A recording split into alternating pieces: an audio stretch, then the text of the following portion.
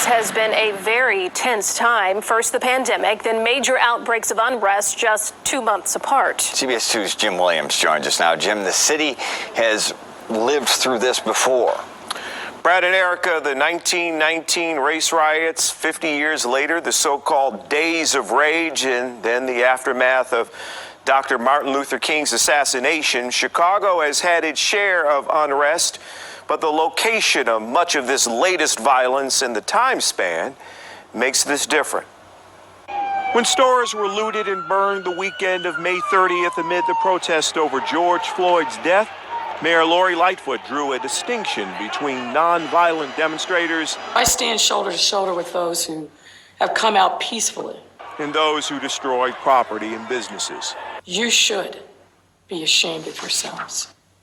Today, after the looting early this morning, after 13 police officers were hurt, after 100 arrests, the second spasm of violence in 2 months. We are coming for you. The mayor had one focus: criminals. What occurred in our downtown and surrounding communities was abject criminal behavior, pure and simple. Hours earlier, police shot a 20-year-old man they said had a gun and fired at officers in Inglewood. It angered residents there.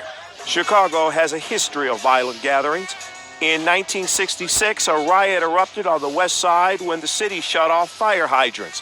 Children had been cooling off.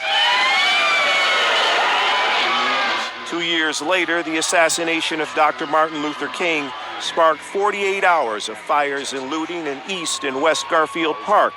11 were killed, 2,100 were arrested, and 100 buildings were destroyed. In August of 1968, police clashed with anti-Vietnam protesters during the Democratic National Convention, as indeed the whole world watched. But what's happened in the past 9 weeks in Chicago is unprecedented. Widespread destruction and looting in the heart of the city, home to many businesses and tourist attractions. This was an assault on our city. This is not to ignore the very real suffering in neighborhoods outside of Chicago's central area. 2 months ago, after police largely secured downtown, the looting moved to other communities, and we saw the anguish. Erica and Brad were keeping a close look at those areas now. All right, Jim.